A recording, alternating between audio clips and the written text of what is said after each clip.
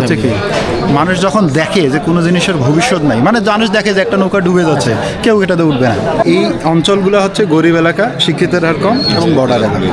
এই এলাকাগুলোয় একটা বড় প্রবলেম হচ্ছে মানুষের পড়ালেখা করার কিন্তু টাকা নেই। আমি কিন্তু পার্সোনালি অ্যাক্টিভিস্ট হইলেও কিন্তু আমার একদিকে বায়াস আছে যে আমি ধর্মীয় রাজনীতি পছন্দ করি না। আমি যখন নীলফামারী জেলা থেকে পঞ্চগড় জেলার রোডে যাবা, তুমি দেখবা রোডের কালারটার মধ্যে এবং ওইটার কার্পেটিং এটার কার্পেটিং এর মধ্যে আসমান জমিন পার্থক্য।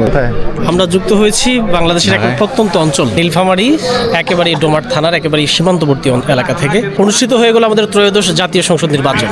এই নির্বাচনের চুলচেরা বিশ্লেষণ কারা কিভাবে করছে আমরা কথা বলছি আমাদের তরুণ অ্যাক্টিভিস্ট আবু সাইদ ভাই। নির্বাচন তো হয়ে গেল, আপনার মূল্যায়ন কি? মূল্যায়ন বলতে কি, তুমি যদি ম্যাপটার দিকে দেখো আর জামাত যেখানে যেখানে জিতছে ওটাতে যদি তুমি মার্ক করো, একটা জিনিস ফলো করবা, এই অঞ্চলগুলো হচ্ছে গরিব এলাকা, শিক্ষিতের হার কম এবং বর্ডার এলাকা। না, এই মানে যারা শিক্ষিত তারাও জামাতরে ফলো করতেছে। কারণটা কি? কারণটা হচ্ছে ওদেরকে ক্লাস 6-এর পর থেকে ওইভাবে গ্রুমিং করে তোলা হচ্ছে, ওদের কোচিংয়ে ভর্তি করানো হচ্ছে, ওদের ছাত্রাবাসে পড়ানো হচ্ছে, ওদের স্কুলে পড়ানো হচ্ছে, ওদের কলেজে পড়ানো। তো তাদের কাছে কিন্তু ওই একটা কার্টিসি তৈরি আসে, মানে ওই যে ঋণ তারা, ওইটা কিন্তু মানে শিক্ষিত হওয়ার পরে ওরা বুঝতেছে যে না এটা ভুল, কিন্তু তারা ওইটার বাইরে আসতে পারতেছে না। মানে ওই যে বলে না যার নুন খাই তার গুণ গাই, ওই ব্যাপারটা একটা।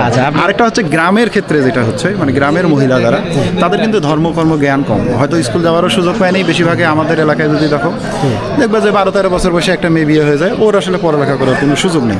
তো এরাও কিন্তু অন্তত এইটুক জানে যে বেহেশত দোজখ বলতে কিছু আছে, মরার পরে কিছু আছে, কিন্তু তাদের কাছে কিন্তু ওই টিকিটটা ইজি সেল করা হয়েছে। ওরা কিন্তু কোশ্চেন করতেছে না, কারণ যেহেতু ওদের নলেজ নেই। তোমাকে কোশ্চেন করতে গেলে তোমার ডিপ নলেজ থাকতে হবে যে কোনো বিষয়ে। আমি কোশ্চেন করি মানে কি, কোশ্চেনটা উদ্বেগ হবে তখন যখন আমি ওই বিষয়টা জানবো, কিন্তু ওদের যেহেতু জানে না, ওরা কিন্তু ওদেরকে চ্যালেঞ্জও করে না এটা নিয়ে। ধন্যবাদ। কিন্তু আপনি যে প্রসঙ্গটার অবতারণা করলেন, ঠিক এর বিপরীতে আমার রংপুর বিভাগের ক্লিন ভাবে জামাত জিতেছে রংপুরে, এবং অবশ্যই ক্লিন ভাবে একদম প্রপার ভোটে জিতছে, এটা কোনো এটা অস্বীকার করার কিছু না। ঠিক একই জায়গায় আপনার নীলফামারীর পার্শ্ববর্তী যে জেলা, সেটি হচ্ছে পঞ্চগড়, সেখানে কিন্তু বিপুল ভোটে হচ্ছে ধানের শীষ জিতেছে। তাহলে আপনার মতে সেখানে জেতার কারণটা কি?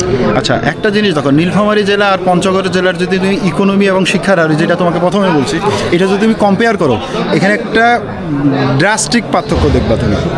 শিক্ষিতের হারের কথা বলো, ইভেন একটা জিনিস খেয়াল করো, তুমি যখন নীলফামারী জেলা থেকে পঞ্চগড় জেলার রোডে যাবা, তুমি দেখবা রোডের কালারটার মধ্যে এবং ওইটার কার্পেটিং এটার কার্পেটিংয়ের মধ্যে আসমান জমিন পার্থক্য আছে।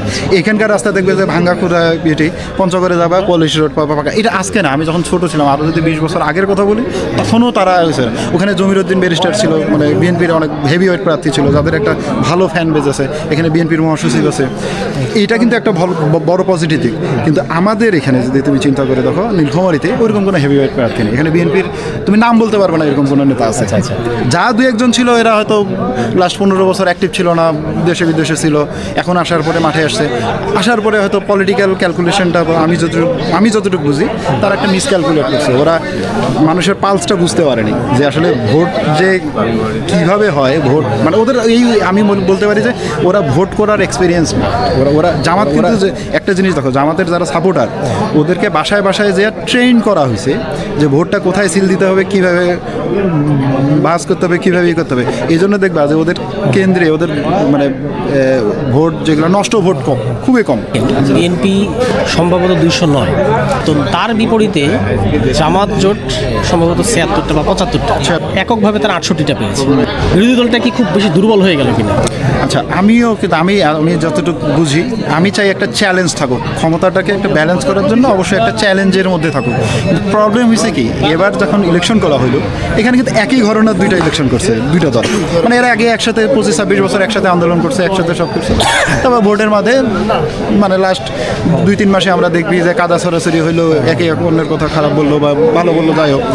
কিন্তু এখন দেখা গেছে কি, জামাত কিন্তু ঐতিহাসিকভাবে ওইভাবে শক্তিশালী দল কখনো ছিল না। হিস্ট্রিক্যালি এটা তাদের ফার্স্ট টাইম যে তারা 68টা আসন পাইছে।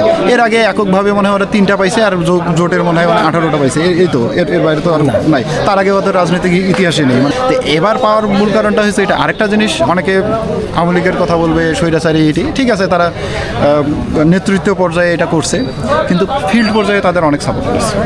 তো এই সাপোর্টারগুলো এদেরকে আমি যতটুকু বুঝি, জামাত বলছিল যে হিন্দু ভোট পাবে, আওয়ামী লীগের সাপোর্টদেরকে তারা বিশ্বাসে নিতে পারবে, কিন্তু টেকনিক্যালি এটা পসিবল না। কেন?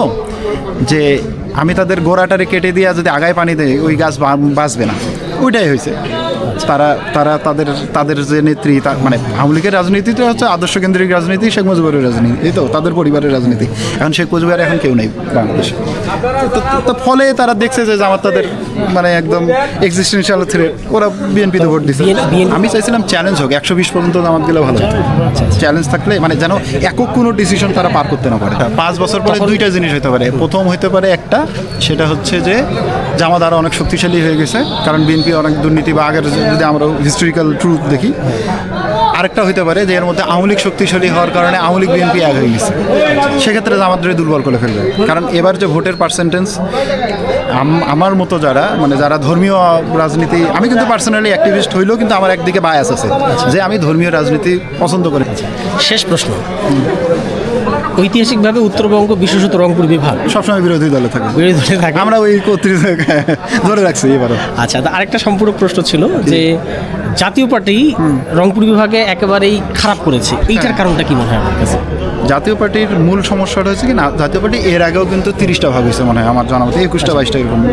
আমি 30 একটু বাড়াই বললাম। এইবার কিন্তু আসলে কোনো ভাঙন ছিল না, এককভাবে জাতীয় পার্টি ওরা মাঠে নামতে পারবে না। এখানে আমি আমার এখানকার কথা বলি, এখানে জামাত তাদেরকে মাঠে নামতে দেয়নি। এখানে তারা আমাদের উপজেলা শহরে একটা জনসভা করতে চাইছিল, জামাত মাঠ দখল করে রাখছিল, ওরা সরে আসছে এখান থেকে। তারপর ডিমলা তো একই কাহিনী হয়েছে, সিলেটিতে। কিন্তু ইভেন রংপুরে যে হচ্ছে জিএম কাদের, যেখানে বলা হচ্ছে এরশাদের একেবারে কোর, যেখানে ইভেন মোস্তাফিজুর রহমান যিনি হচ্ছেন আপনার, তার ভোটগুলোও যদি পাইতো, কিন্তু একেবারে সেখানে জামাও ধরার মতো অবস্থা। আচ্ছা, এইটার ব্যাখ্যাটা এখানে হচ্ছে কি, মানুষ যখন দেখে যে কোনো জিনিসের ভবিষ্যৎ নাই, মানে মানুষ দেখে যে একটা নৌকা ডুবে যাচ্ছে, কেউ এটাতে উঠবে না, এইটাই হয়েছে। কিন্তু তার কোর সাপোর্টারও তো থাকবে। আচ্ছা, তুমি মনে করো একটা ডাইহার্ট ফ্যান, কিন্তু তুমি তাকে ততক্ষণ পর্যন্ত হেল্প করবা যতক্ষণ পর্যন্ত তোমার নাকে পানি এসে না যায়। মানে মানুষের কিন্তু একটা সেলফ হিলিং মেকানিজম আছে, যে নাকের উপরে যখন পানি যাবে, মানে তোমার শ্বাসনালীতে যখন পানি ঢুকবে, তুমি কাউকে হেল্প করবে না, নিজেকে বাঁচানোর চেষ্টা করবে। অরিজিনালি তাই হয়েছে। যখন ওরা দেখতেছে যে এই দল মোটামুটি ডুবে গেছে বা হয়তো 5% ভেসে আছে, ওই নৌকায় কেউ উঠবে না। 5টা ব্যাপার বলবেন যেটা বিএনপির জন্য চ্যালেঞ্জ হবে। সবচেয়ে বড় হচ্ছে যতগুলা ওয়াদা করছে টেকনিক্যালি পসিবল না, যেমন এমপ্লয়মেন্টের কথা বলছে, এটা সম্ভব না। এটা আমি যতটুকু পড়ালেখা করছি, এটা ইম্পসিবল ব্যাপার, ইভেন জামাত ক্ষমতায় আসলেও করতে হবে। 2 নম্বর ব্যাপার হচ্ছে তাদের দলের যে অতীত, যেটা ইতিহাস বা যেটা জামাত যাদেরকে বড় করে তুলেছিল, চাঁদাবাজি, টেম্পোস্ট, এইটা থেকে তাদেরকে বের হওয়ার, বড় দল হিসেবে তো তার আসলে সব এমপ্লয়িকে, যেহেতু বড় দল জন্য আমি সবাই খারাপ হবে এটা কোনো যুক্তি হতে পারে না। বড় দলকে আমাকে কন্ট্রোল করতে জানতে হবে। আমি যেহেতু বড় নেতা, এখন আমি যদি কন্ট্রোল করতে না পারি তাহলে আমার বড় নেতা হওয়ার দরকার নেই। 3 নম্বর, আচ্ছা, 3 নম্বর চ্যালেঞ্জ হচ্ছে প্রশাসনিক যে একটা স্থবিরতা চলতেছে, এখানে অনেক গ্রুপিং চলতেছে, আওয়ামী লীগ আছে, জামাত আছে, এইটারে একটা পলিসিতে মানে প্রশাসনকে প্রশাসন হিসেবে কাজ করতে হবে। এরা কোনো বাহিনীর বা কোনো দলের কোনো মানে এটার ঊর্ধ্বে উঠে ওদেরকে দিয়ে কাজ করানো, এটা একটা চ্যালেঞ্জ। কলাপস একটা ইকোনমি, এই অবস্থায় বিএনপি কতটুকু সফল হবে? বাংলাদেশ অনেকবার কলাপস করছে, ঠিক আছে। বাংলাদেশের মানুষের কিন্তু বেসিক চাহিদা হচ্ছে 3 বেলা খাইতে পারলে ওরা কিন্তু বলে যে আল্লাহ আমাদের ভালো রাখছে। তো বড় কিছু হবে না, তবে হ্যাঁ ইকোনমিক রিফর্ম দিতে হবে। এবং যেহেতু জনসংখ্যা বাড়তেছে, এইটা একটা বড় চ্যালেঞ্জ। একসময় আমরা জনসংখ্যা কন্ট্রোলে রাখতে পারছি, এখন বিভিন্ন ধরনের প্রচারণার কারণে জনসংখ্যা বেড়ে গেছে। ইভেন আমাদের গ্রামে যদি দেখো যে 12-13 বছরের মেয়েগুলোর বিয়ে হয়ে গেছে সবার, তো পরের বছরে তাদের বাচ্চা হচ্ছে, ওর বয়স 30 হইতে হইতে সে নাতি পাচ্ছে। তো একটা চিন্তা করো, একটা মহিলার বয়স 60 বছর হইতে হইতে 3 পিঁড়িতে পার দিচ্ছে। তো ধন্যবাদ আপনাকে, অত্যন্ত প্রাণবন্ত আলোচনা করলেন এবং জ্ঞানগর্ভ আলোচনা করছেন। আপনাকে অসংখ্য ধন্যবাদ আমাকে সময় দেওয়ার জন্য। Thank you.